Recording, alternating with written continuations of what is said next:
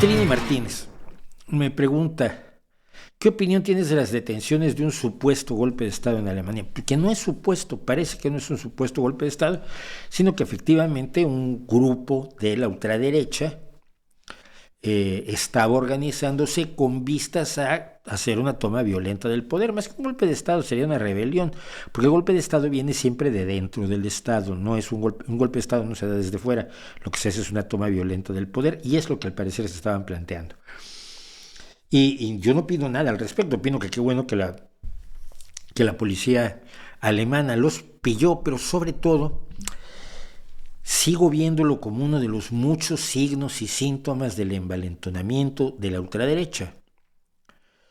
Ese envalentonamiento que ha sido impulsado por grupos de intereses muy concretos que van desde Steve Bannon hasta Vladimir Putin, y que ha tenido una expresión muy peculiar en el movimiento del Partido Republicano estadounidense, de ser unos conservadores a ser unos nazis.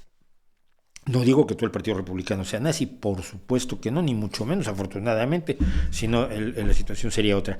Pero una gran parte del Partido Republicano se ha movido a posiciones nazis, posiciones que tienen las características del nazismo, es decir, el autoritarismo fascista más el racismo. Y la impunidad en general de quienes tomaron el Capitolio, la impunidad de Trump hasta hoy. Ayer por ejemplo, condenaron a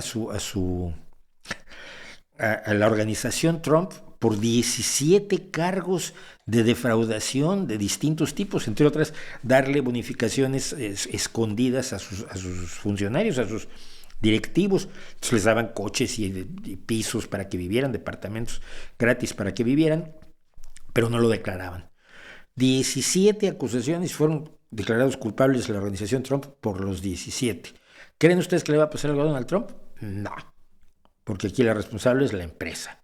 Y así sucesivamente. Esa impunidad de Trump y creo que en cierta medida también la guerra de Ucrania, más los triunfos que ha tenido la derecha, y en buena medida por culpa de la izquierda, siempre lo digo, en Europa, desde Salvini, ahora con Meloni, Víctor Orbán en Hungría, incluso los hermanitos tremendos que había en Polonia.